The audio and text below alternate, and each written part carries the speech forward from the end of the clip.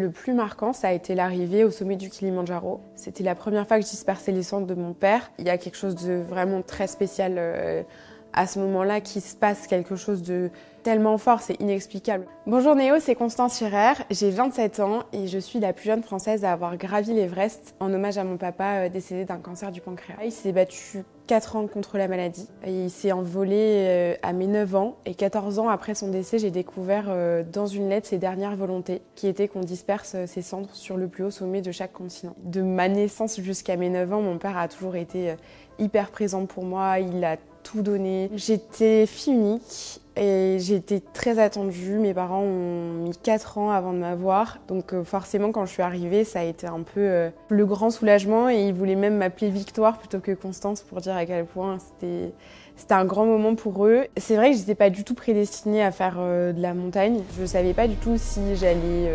supporter l'altitude, si j'allais aimer les expéditions parce que c'est quand même, tu pars pendant plusieurs jours, voire plusieurs semaines et c'est très très long et pas facile mentalement. Forcément, cette première ascension au Kilimandjaro, elle a été hyper forte en termes d'émotion et de connexion avec mon papa.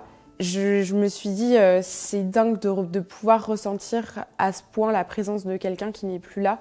Et forcément, c'est un sentiment que tu as envie de revivre et de revivre encore et de revivre le plus possible parce que ça a été une des personnes les plus importantes de ma vie et que tout ce qui m'arrive aujourd'hui, finalement, ça n'arriverait pas s'il était encore là.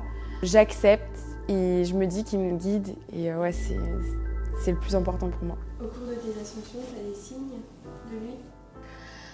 Quand mon père est décédé, il m'a toujours dit qu'il me parlerait, qu'il m'enverrait des signes et qu'il serait toujours là pour moi et qu'il fallait pas que j'hésite à lui parler. Et que ce soit pendant cette expédition ou pendant toutes les autres, souvent il y a des difficultés, même des grosses difficultés. Je pense que le moment le plus fort, c'était à l'Everest. Il y a une tempête qui était en train de se lever. J'étais vraiment pas bien du tout. Je pense que c'était super dangereux que je reparte à ce moment-là vers le camp de base. Finalement, je l'ai fait et en fait, pendant une demi-heure, j'ai fait que lui parler.